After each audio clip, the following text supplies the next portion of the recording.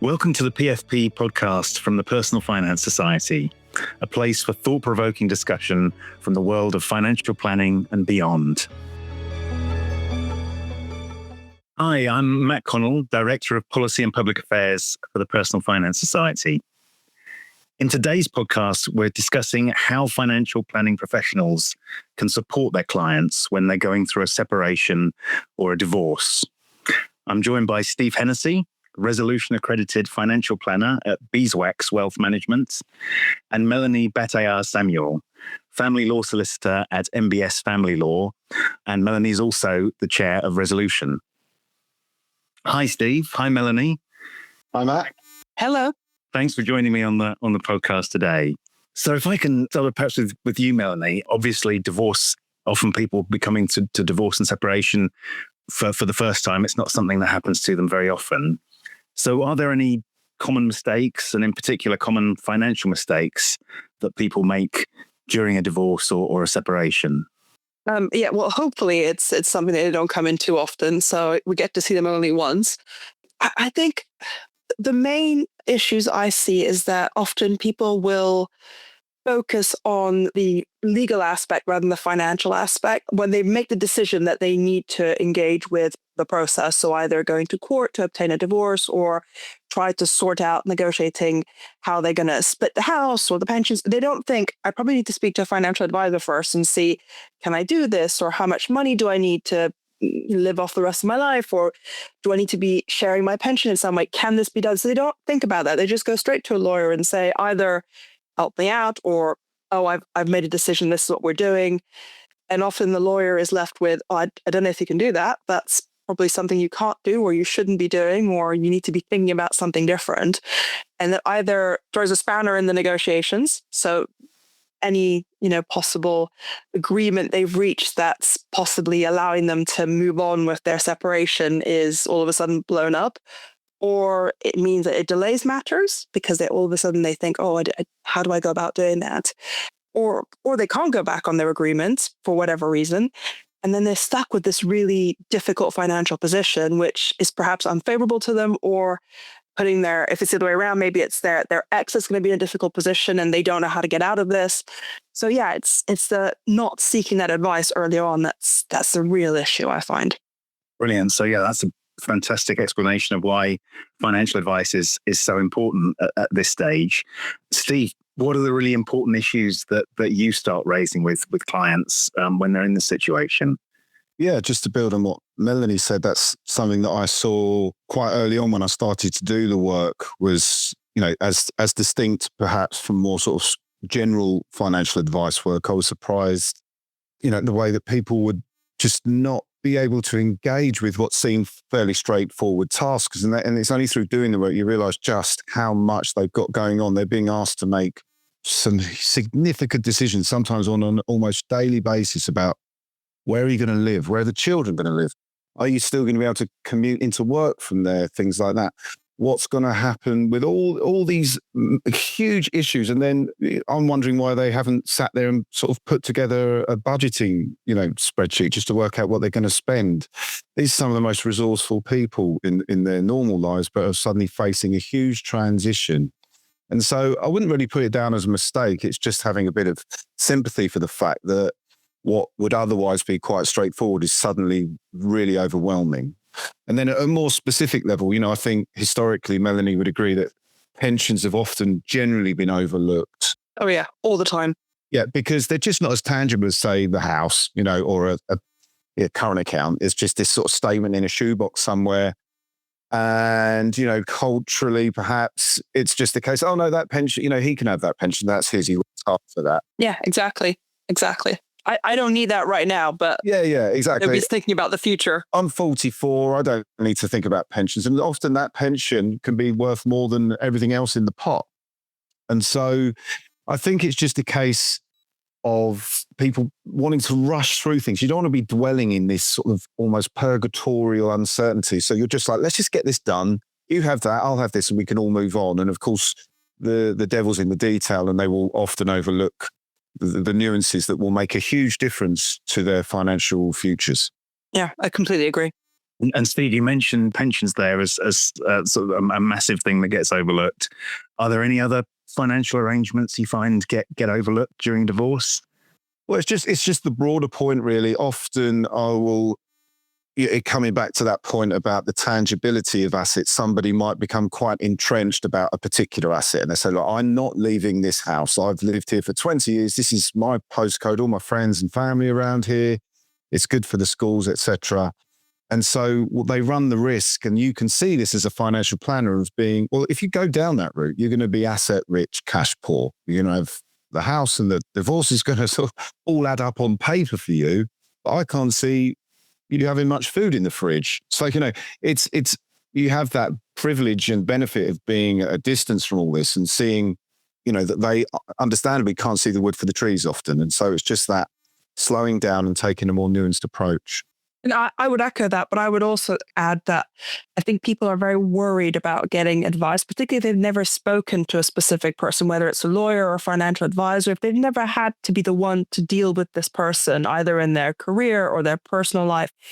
The idea of going to ask for advice about something, well, it might fill them with dread for starters, but also they might not think about it. So I'm often at stages where I'll be like, well, they come to me and say, oh, we've been told we need a pension share, so I'm just going to walk away with this.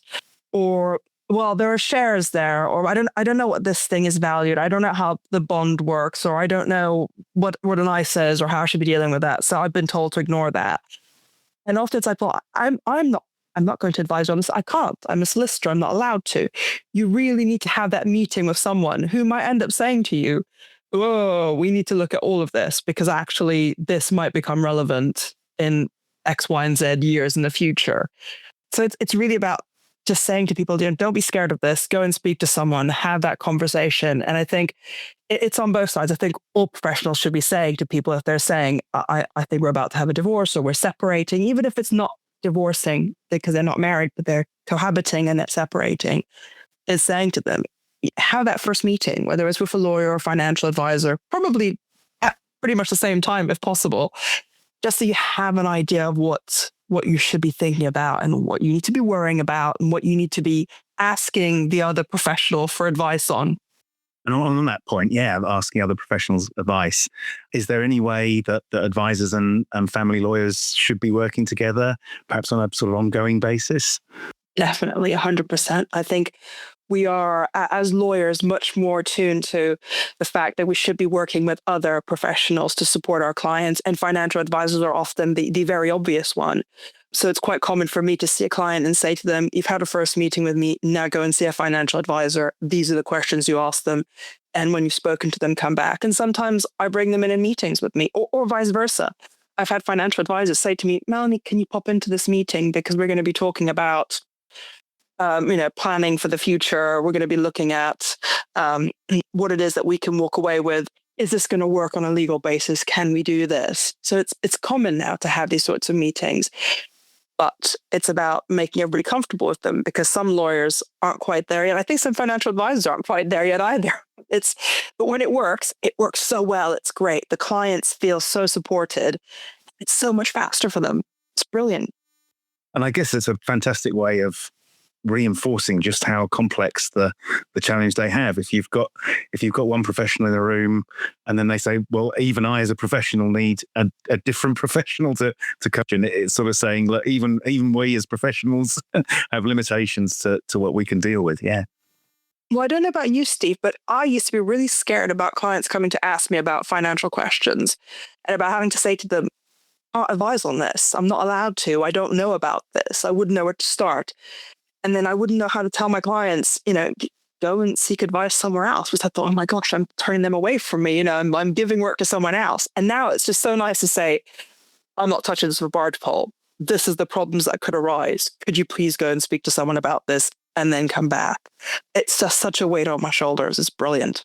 Yeah, absolutely. I think that comes from experience, doesn't it? When I was sort of fairly new to advice generally, and certainly to advising families on divorce, you're learning stuff all the time. You think, no, I want to be able to answer all your questions, And then actually, the more the work you do, you can relax, your shoulders can drop because you realize that no individual professional can possibly sort of have a grip on all the aspects that a family needs to deal with. And the compounded benefit to a client of having a team around them of professionals who are collaborating and soundboarding and sense checking everything just at a practical level. Something that looks good on paper actually isn't going to work over here for all these different reasons. It's really valuable. And when the law changed, and Melanie can probably speak more about this than I can, I'm sure, about 2-3 years ago, I got a sort of an influx of direct inquiries where people were saying, we want to speak to you, but we don't want to speak to a lawyer. That feels like we're pushing a big red button and all alarms are going to start sounding. So we thought we'd just chat to you about money first. And of course, I could do that as a financial advisor, but very quickly I was sort of thinking, well, actually now we're straying into territory where I think actually you might need to be speaking to a family lawyer or a mediator or a good family therapist, counseling, things like that. And that's the value of having a really strong network around you of people that you know and trust, and you know their style and their approach. So you can sort of handpick for those clients who come to you. You might actually say, you don't need me, but what you do need is a really good XYZ. And I happen to know 3 or 4, and I think you'll get on really well with Melanie in this case, And that's really valuable, just signposting them to the right people. Yeah, I mean, the law, when the law changed it, no fault divorce arrived, and people thought, oh, I don't need to go to court at all, so I don't need lawyers. And my heart sank, not because I'm thinking, oh gosh, I'm not going to have any work, but rather because people are going to not seek advice. And legal advice is just as important as financial advice. They go hand in hand. And you often see people that will be like, oh, well, I'm sorting this out myself. So I agree with Steve, it's actually quite nice to be able to say, no, you need to be speaking to this professional about this aspect. Even if it is just to make sure you can do whatever it is you're planning on doing. And of course, the objection might be, sometimes you'll see it, I'm sure you see this, Melanie, sort of, oh, great, another invoice, somebody else with an invoice. Oh, yeah, definitely. But again, anecdotally, and I'm sure there's probably data out there on this, but I just think the cases that I've worked on where there's a team working around a couple, it will work out a lot cheaper than where there's sort of a more antagonistic back and forth and trying to avoid costs. Very quickly, DIYing it can sort of ramp up and be a lot more expensive than just taking some advice early on, dovetailing that across 2 or 3 professions. To me, it's eminently sensible, but it is certainly a challenge to get people to sort of engage with the fact that they've got to go and instruct another professional. Yeah, I agree. And I guess on that point, I guess a lot of the people you're talking to, as you mentioned, Steve, people who are perfectly happy with their finances sort of before divorce or separation. And so maybe they didn't have a financial advisor or feel the need to have a financial advisor. And then suddenly there's all these decisions they have to make for the first time. I guess in a sense, then advisors almost have a public duty to find new clients who are in this new situation with these new needs. So how do you go about sort of finding those new clients and figuring out how you can support them? Yeah, I mean, my sort of commercial approach to this is to just be as useful as possible to the lawyers and mediators that I know, so that when they're sitting in front of a client, I'm not going to be right for every client. Not every individual going through a divorce definitely needs financial advice, but those that do should see someone who's got a rough idea what they're talking about and sort of specializes. And then it's just about finding the right personality. I'm not going to be right for everybody, and that's not personal. Somebody might want somebody more senior. I'm a man. Somebody might need, for very good reason, a female advisor. There's all these sorts of things. But if you could just be useful to the professionals that you know, they will from time to time sit down with somebody and think, you need financial advice. And I think you'd get along with Steve. And that's always been my commercial approach. I try not to overcomplicate it, just being useful as possible. Don't know, Melanie, I'm sure I know plenty of financial advisors. I know plenty of family lawyers. And you're just trying to always put your client in front of the right one for them in their particular circumstances. Yeah, I agree 100%. And I think for a long time, financial advisors were really keen on getting to know divorce lawyers and hanging out with them and networking with them, because it was perhaps something a bit like, well, I don't want to deal with that. It's too emotional, or it's a horrible situation. It's too confrontational. I would say go out and meet your family lawyers, be part of a network with them, whether it's joining a local networking group or being part of a pod which works collaboratively. So there's lots of professionals, lawyers, therapists, mediators, financial advisors, or whatever, who will work together on cases. Be part of that, because you'll build that network. You'll probably be called in maybe for just a quick thing, maybe actually to run it, or maybe you might be the first port of call in a specific client's journey. So I would definitely say, create those networks, and actually doing this sort of work. It's not necessarily a difficult situation. It might just be helping people who are separating quite amicably and just need that extra help or that extra guidance. It might be that you are just going to be shadowing someone, so you're there just to provide extra inputs on somebody else's report. Gone are the days where you automatically go to court. I think in my entire career, I've only had one financial advisor attend court to get evidence. It's usually a lot of background work. It's a lot of liaising with the lawyer and maybe a client at best. So you're not put in those difficult situations that I think scares a lot of people of, how do I deal with this? So it's really good. And we as lawyers need to have more people that we can rely on, because as Steve said, not everybody is the perfect fit for every client. So you need to really find people that you think, this person might have an extra language, or this person may have a specific background that really fits a type of client. Maybe they're used to dealing with people who are business owners, or maybe they're used to dealing with women who have never had financial advice in their life and wouldn't know where to start with things. Maybe they're used to dealing with people that are entrepreneurs, or people that are whoever, whatever. But you have that fit. So I have clients often where I'm like, okay, this woman perhaps has been a victim of some sort of maybe abuse, not necessarily physical abuse, but it might have been financial control, or it might have been verbal abuse. And so they're going to need someone who knows how to handle that and talk them through the process.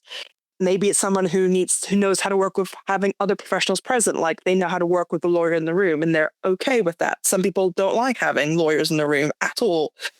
Some people are quite interested in working with hybrid mediation. So you'll have the mediator who leads the negotiation, but you might have a neutral financial advisor who sits there and just provides guidance and advice to everybody in the meeting. So there's lots of opportunities out there, and we just need more people who are willing to engage with that. Absolutely. And just following up, you mentioned the fact that there might be economic abuse present in the relationship. So Melanie, what kind of approaches do you use in those situations? I mean, usually when that lands on my desk, you are the team supporting the client that's been through the situation. So if you're having to ask for assistance from a financial advisor, then it's really about knowing how to explain things to the client, to guide them through the process, reassure them. But it often means that you are having to pick up the pieces. So you're basically starting from scratch. Normally this person will have no bank accounts in their names, or will have no access to any finances, and more importantly, zero knowledge. So often the solicitor and the financial advisor, I don't know about you, Steve, but often I'm left working very closely with the financial advisor, with the client, not really getting involved until the last minute, because you're trying to build up a picture for them. But sometimes it's the financial advisor that comes across this person first, perhaps because they've met them in their place of work. Maybe they've come to talk to them about something that is offered to them by their employers. And then I would say to the financial advisors, don't panic, but it might be worth just guiding them towards speaking to a lawyer to advise them on pensions or whatever, pension share upon divorce, or, bank accounts or whatever. Absolutely. And I guess just finally, with that enormous range of challenges, Steve, what kind of skills would you say that advisors should be planning to develop in order to cater for this huge range of different clients? Yes. I mean, obviously, if we narrowly focused on pensions, there's a lot of technical considerations when you're dealing with pensions on divorce. And there's a huge demand by family lawyers and their clients for those pensions on divorce experts, whether it's running a report to work out how to split pensions across a couple, whether it's through a pension share or offsetting. That's quite technical work. I happily hold my hand up and say I'm not the most technical financial advisor in the world. Done all the exams, forgot it all. Sort of my focus is very much on the human being. Going back to what Melanie was saying, I tend to work. It wasn't sort of an intention as such, but most of my clients tend to be quite resourceful women in their sort of 40s and 50s who for the first time have got to think about managing money. Completely, they have the resource and the aptitude to do that, but they've not done it for various reasons. They've done something else in the family dynamic, which is quite normal. There's no sort of, it's not always the case that there's sort of been any bad intentions there. It's just, well, I've done that and you've done this. And now that we're separating, I need to be able to do that. And I've never done it before.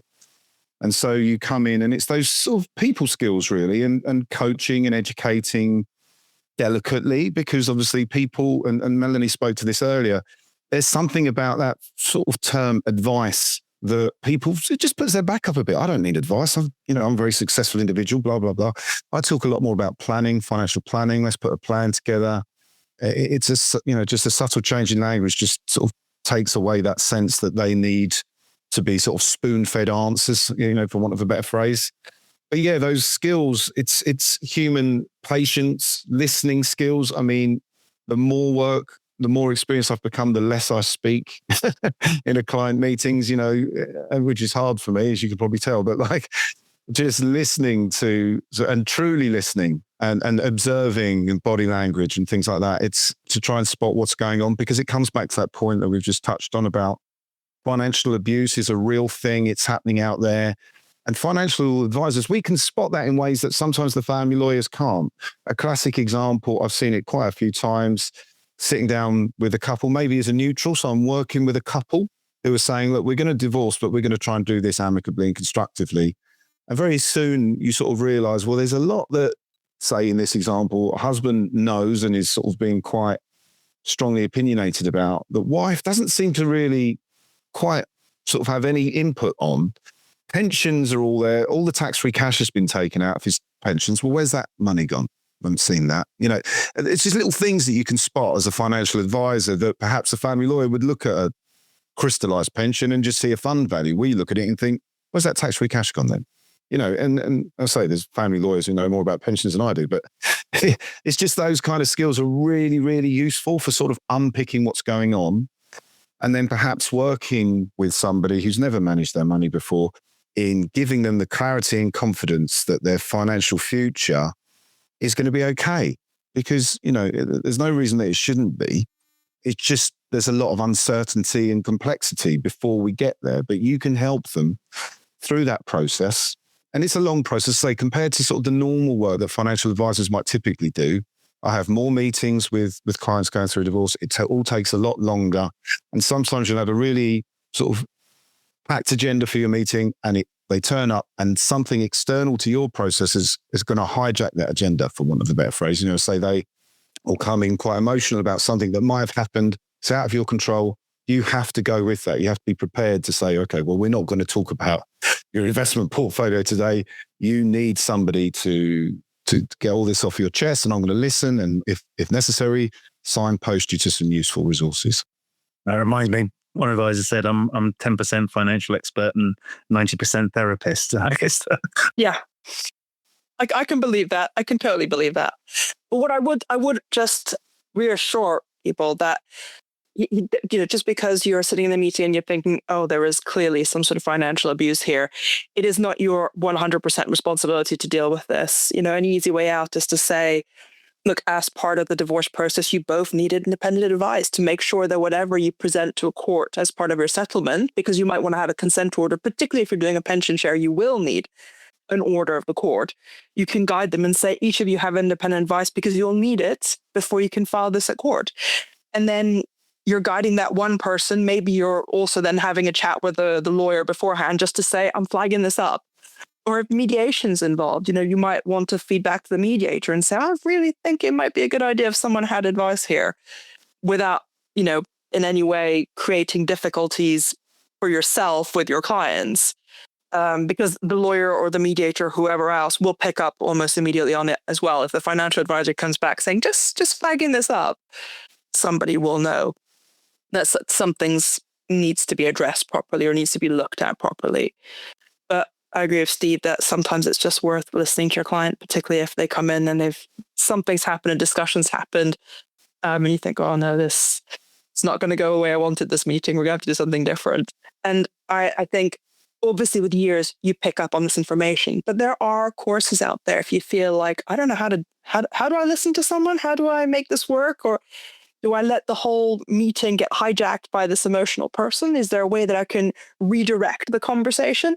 There are courses out there for that sort of training, whether you're a financial advisor or another professional working in the family law sphere.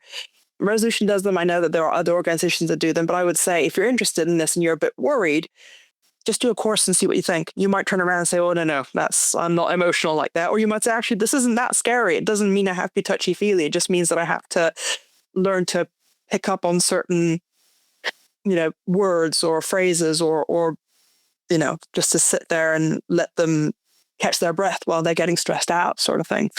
Brilliant. Thanks a lot. No, that's been superb. I've really enjoyed listening to that. And talk for hours about family law and stuff like that. So yeah, and that's a point I would make as well, is that often I'll speak to sort of financial advisors who know that I do this sort of work, and not always, but there'll be a lot of conversation. Oh, that's pretty hard going, isn't it? And genuinely, having done this sort of work now for the thick end of 15 years, it's a lot more inspiring and exciting and enjoyable and rewarding beyond sort of being sort of commercially viable. It's just rewarding as a human being to help people who are having a sort of bit of a tough time of it, even in the most amicable circumstances. And obviously the joy that we have as financial advisors generally compared to lawyers is that we will work with that client in the longer term. And I have clients now that I first met who, were going through a very difficult time, who are now absolutely flourishing. I'm helping them to spend their money on their best life. And it's a joy. It really is. You will have tough cases, but if you've got a good network around you, you'll be okay. That's wonderful. Yeah. I guess you can both look back then and say, remember that dark time, but now we're in such a different place, isn't it? Yeah. And I call it the Sainsbury's test. Like if you bump into a client that you looked after sort of 8 years ago and they're like, oh, they're so happy to see you because they know you were there at a tough time and helped them through them when perhaps they weren't at their best. Brilliant. Fantastic. Thanks. Thanks, everybody. Bye-bye. Cheers. Bye. Thank you for listening to this episode of the PFP podcast. You can find useful links in the show notes and related articles on the Personal Finance Professional website, along with further podcasts. Please like, review, and subscribe. Until next time, goodbye.